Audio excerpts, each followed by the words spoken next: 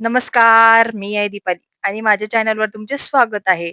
मी कथा घेऊन येत आहे जखमांवरील फुंकर भाग 38.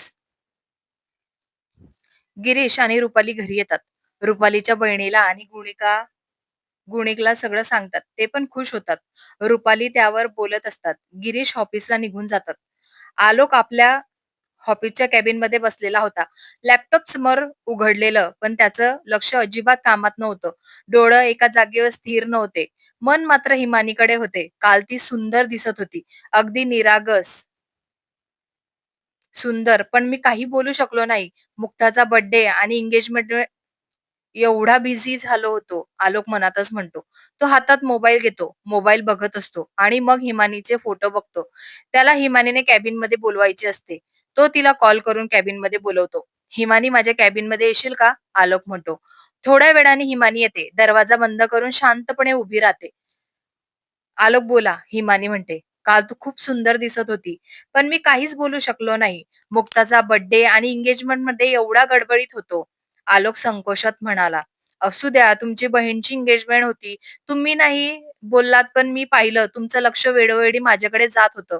हिमानी हसून म्हणते. आलोक एकदम गोंधळला, पण चेहऱ्यावर ओढलेले हास्य. आपल्याला बोलण्यापुढे खूप वेळ आहे, नाही का? हिमानी म्हणते. आलोक, आपल्या निवड कौतुक वाटतं. हिमानी किती समजूतदार आहे. आलोक मनातच म्हणतो. दोघंही एकमेकाकडे पाहून हलकेच असतात. सारं काही न बोलता सांगून जातं. आता अखिल दादाच्या लग्नाची तारीख काढली असेल, म्हणजे आता आपण धमाल करणार. नाचणं, गाणं, गोंधळ आणि मस्ती. हिमानी आनंदात होऊन म्हणते. ती हसते, पण आलोकचा चेहरा हळूहळू गंभीर होतो. हो, पण आता मुक्ता आमच्यातून निघून जाणार. कधी भांडायचो, कधी मस्ती करायचे, एक दुसऱ्याच्या खोड्या काढायचो. ती गेली आणि सगळं घर रिकामं वाटत होतं, आलोक म्हणतो. त्याचा आवाज थोडा थरथरतो, डोळे थोडे पाणावले. तुला खरं सांगू, मला आधी तिच्यावर खूप राग होता. का म्हणून निघून जातेस? का म्हणून आम्हाला असं एकटं सोडतेस? आलोक म्हणतो. हिमानी त्याचा हात हलकाच धरते आणि शांत आवाजात, बहिणी अशाच असतात. आपल्याला खूप हसवतात, मग अचानक निघून जातात आणि आठवणीमध्ये अजून हसवतात. मुक्ता वहिनी गेल्यावर माझी एंट्री होईल ना? हिमानी लाजत म्हणते. पण त्या दूर जात नाहीत. त्या आधीच आपल्या आठवणीत, फोनवर आणि आपल्याच हृदयात असतात. हिमानी म्हणते. आलोक तिच्याकडे पाहतो. दोघांच्या डोळ्यात भावना, पण चेहऱ्यावर शांतता असते. आता मला छान वहिनी आणि मैत्रीण मिळणार आहे, हिमानी म्हणते. मग मज्जा आहे, शॉपिंग, पार्लर. आलोक म्हणाला. हिमानी मस्त असते. दोघांनी खूप गप्पा मारल्या. आता आपण कामाला लागू, हिमानी म्हणते आणि केबिन मधून निघून जाते. अखिल केबिन मध्ये बसला होता. त्याला मुक्तासोबत बोलायचे होते. लग्नाची तारीख तिला सांगायची होती. पण तो फाईल बघायला लागला. तो कामालाच लागला. मुक्ता पण अखिलच्या कॅबिनकडे बघत होती. तिला लग्नाची तारीख काय ठरली हे जाणून घ्यायचं होतं. मुक्ता मनातच म्हणते. ऑफिस वातावरण शांत होतं. सगळे आपल्या आपल्या कामात मग्न होते. मग मुक्ता मात्र आपल्या डेस्कवर बसून अधूनमधून अखिलच्या कॅबिनकडे पाहत होती. तिला लग्नाची तारीख जाणून घ्यायची होती. तिच्या चेहऱ्यावर काळजी, सावट, डोळे थोडेसे विचारमग्न होते. तेवढ्यात जान्हवी येते. हातात फाईल, पण लक्ष मात्र मुक्ताकडे होते. मुक्ता, हे काय सारखं त्या कॅबिनकडे बघते? काही विशेष आहे का? थोडे डोळे बारीक करत चिडवते. काय झालं? अखिल सरांनी कॉफी न विचारल्यामुळे मनावर घेतलंय का? जान्हवी हसर म्हणते. मुक्ता थोडी गोंधळलेली, पण चेहऱ्यावर लपवलेलं हास्य. काही नाही, अखिल आता घरी आले. आजच त्यांच्या घरी लग्नाची तारीख ठरवली होती. मला विचारायचं होतं, कसं ठरलं, काय ठरलं? मुक्ता म्हणते. जान्हवी डोळे मोठे करत. वा, म्हणजे तुझ्या लग्नाची तारीख ठरली आणि तू मला सांगत नाही? जान्हवी म्हणते. थोडं खोटं रागवून, पण पुन्हा मिश्किल हसत. एवढा काय विचार करतेस? ते तुझे होणारा नवरा आहे. सरळ जा ना त्यांच्या कॅबिन मध्ये, जान्हवी म्हणते. मुक्ता थोडी घाबरून म्हणते. जा घाबरून बघते. जान्हवी हसत. जा विचारून ये. मला पण सांग हा, मला पण त्यावर व्हायचं आहे. नवीन साडी चेतनकडून घेते, हिमानी म्हणते. जान्हवी म्हणते.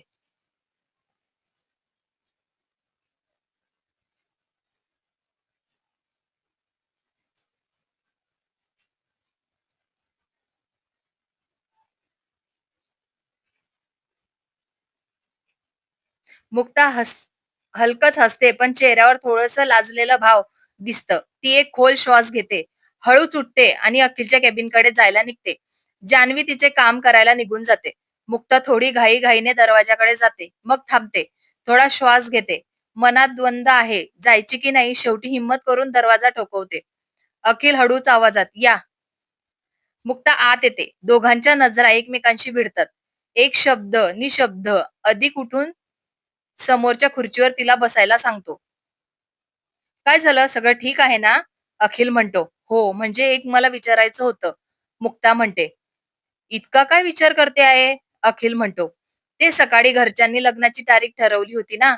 मला तुम्ही सांगा ना, अजून काय ठरवलं ते जाणून घ्यायचं आहे." मुक्ता म्हणते. अखिल तिच्याकडे शांत बघतो. "माझ्या आयुष्यातला सगळ्यात खास दिवस. आपल्या लग्नाची तारीख 20 ऑगस्ट. ही तारीख तुझ्या डॅडने आणि माझ्या डॅडने निवडली आहे."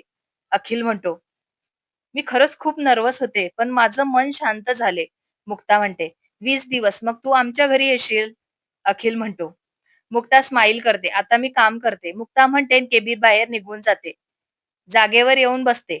जान्हवीला लगेच येते. "कोणती तारीख ठरवली आहे?" जान्हवी म्हणते. मुक्ता जान्हवीला सांगते. जान्हवी पण खुश होते. लगेच चेतनला सांगते. चेतन पण खुश होतो. "आपण लग्नात मुक्ताला छान गिफ्ट देऊ. तिला काय आवडते ते जाणून घे." चेतन म्हणतो. "आपण छान गिफ्ट घेऊ. तिच्या लग्नात खूप मजा करू." जान्हवी म्हणते आणि दोघं थोडा वेळ बोलतात, नंतर कामाला लागतात.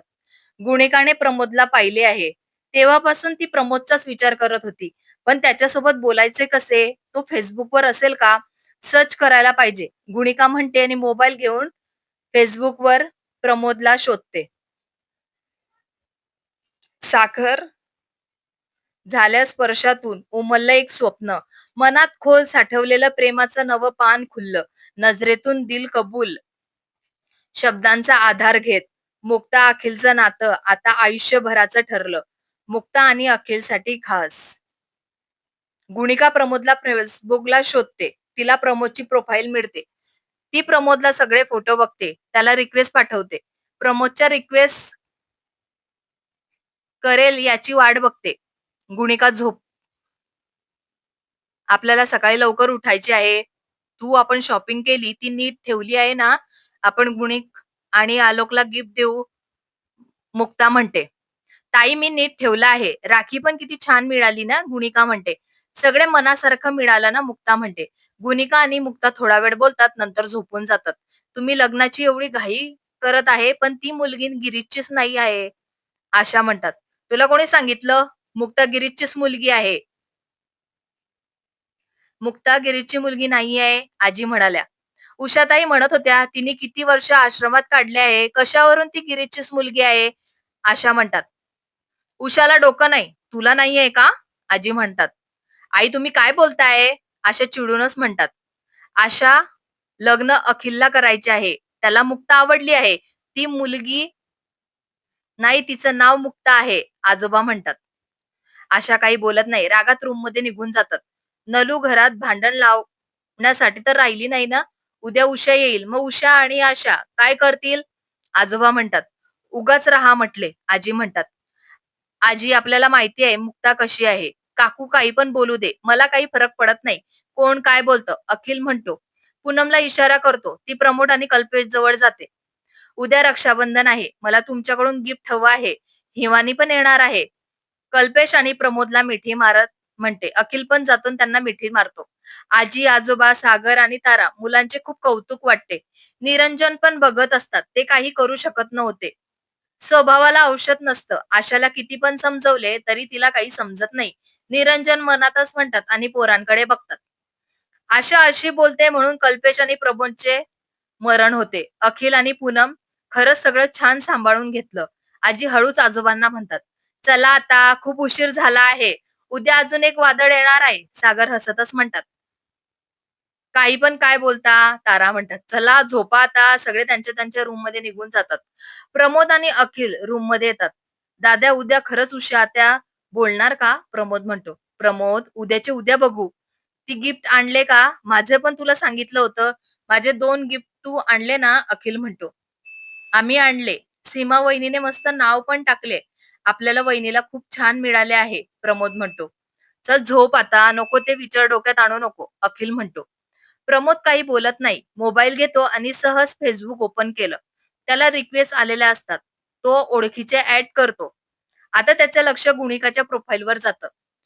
तिने छान हिरोईनचा फोटो लावलेला होता. तिची पण ॲड केली. तिला हॅलो मेसेज केला. तिला झोप यायला लागली. तो झोपून गेला. अ अखिल मोबाईल बघत होता. त्याची एंगेजमेंटचे फोटो बघत होता. त्याला मुक्तासोबत बोलायचे होते, पण रात्र झाली होती.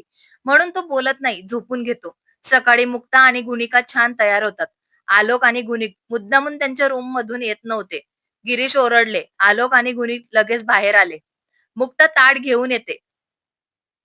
घरात रंगीबेरंगी सजावट, सगळं घर हसतमुख, आनंदी वातावरण, मुलांचे आरस, मिठाईचा सुवास. मुक्ता आणि अखिल राख्या घेऊन येतात. मुक्ता आणि गुणिका राख्या घेऊन येतात. "आलोक बस इथे. आज तुझी बहीण तुला ओवाळणार आहे," मुक्ता म्हणते. गिरीश आणि रुपाली तिच्याकडे बघत असतात. आज जुनी मुक्ता वाटत आहे. "अरे बापरे! अजून मी तयार झालो नाहीये." मुक्ता, गुणिका, "जरा थांब, मी अजून तयार नाही." अखिल म्हणतो. "आलोक, अजिबात नखरे नकोय. ये बस पटकन," मुक्ता म्हणते. आलोक लाजत हसत समोर येतो. मुक्ता त्याला ओवाळते. त्याच्या कपाळावर कुंकू लावणार की आलोक थोडा मस्तीखोर चेहरा मागे घेतो. आलोक, मुक्ता म्हणते. आलोक चेहरा पुढे घेतो. मुक्ता कुंकू लावते, त्याला ओवाळते, राखी बांधते आणि त्याला पेढा खाऊ घालते. आलोक तिला गिफ्ट देतो. मुक्ता ते घेते आणि बाजूला ठेवते. आलोक, मुक्ता मोठी आहे, तिच्या पाया पड, रुपाली म्हणतात. आलोक मुक्ताचा पाया पडतो. मुक्ता, तू कायम अशीच असशील ना, ओरडणारी पण जीव लावणारी, अशीच राहा, आलोक म्हणतो. तू कायम मस्तीखोर पण मनाने माझा आधार बनून राहा. एकदा तरी मला तायडे अशी हाक मार, मुक्ता म्हणते. आलोक काही बोलत नाही. दोघं हसतात, एकमेकांना पेढे भरवतात. गुणिका, तू गुणिकला ओवाळून घे, रुपालीची बहीण म्हणतात. गुणिकाने मुक्ताकडून ताट घेतले आणि गुणिकला ओवाळले. चल गुणिक, आता मी बांधते राखी. तू मला काही गिफ्ट आणले का? गुणिका म्हणते. हात मागे लपवत आधी राखी बांध, मग बघ, सरप्राईज आहे, गुणिक म्हणतो. गुणिका त्याला ओवाळते, त्याला कुंकू लावते, राखी बांधते, पेढा खाऊ घालते. गुणिका राखी बांधते. गुणिक एक छोटं पर्सनल गिफ्ट बॉक्स तिच्या हातात ठेवतो. आश्चर्याने, अरे वा, एवढं सुंदर गिफ्ट, हे ठेवतं आता कायमच्या आठवणीसाठी, गुणिका म्हणते. मुक्ताने गुणिकला राखी बांधली. त्याने मुक्ताला छान गिफ्ट दिले. गुणिकाने पण आलोकला राखी बांधली. आलोकने गुणिकाला पण गिफ्ट दिले. मुक्ता आणि गुणिकाने आलोक आणि गुणिकसाठी छान गिफ्ट आणले होते. त्यांना दिले. त्यांनी लगेच ओपन केले. रूम मध्ये ठेवून दिले. आता नाश्ता करून घ्या. गण्या नाश्ता लावत होता. मुक्ताने त्याला पण राखी बांधली. गण्याचे डोळे भरून आले. ताई, माझ्याकडून तुला द्यायला काहीच नाहीये, गण्या म्हणतो. ताटात 1 रुपया टाकला तरी बस, मुक्ता म्हणते. गण्या तरी 100ची नोट देतो. त्यावर 1 रुपया ठेवतो. एवढे का दिले, मुक्ता म्हणते. तू मला भाऊ केलं. मी तुला एवढे पण नाही देऊ शकत का, गण्या म्हणतो. मुक्ता पैसे घेते. ते नाश्ता करायला बसले. गिरीश आणि रुपालीला मुक्ताचे कौतुक वाटत होते. सगळ्यांनी मजा मस्ती करत नाश्ता केला. हिमानी तयारी करत होती. हिमानी, तू सागरकडे जात आहे, लवकर आवर, आपण आज जाऊ, रवींद्र म्हणतात. उषा पण तयार झाल्या होत्या. सागरला राखी बांधायला. आशा आली आहे, काय बोलत आहे तिच्याकडून ऐकून घेऊ, ती काय सगळं सांगून देईल, उषा मनातच विचार करत असतात. हिमानी खूप छान दिसत होती.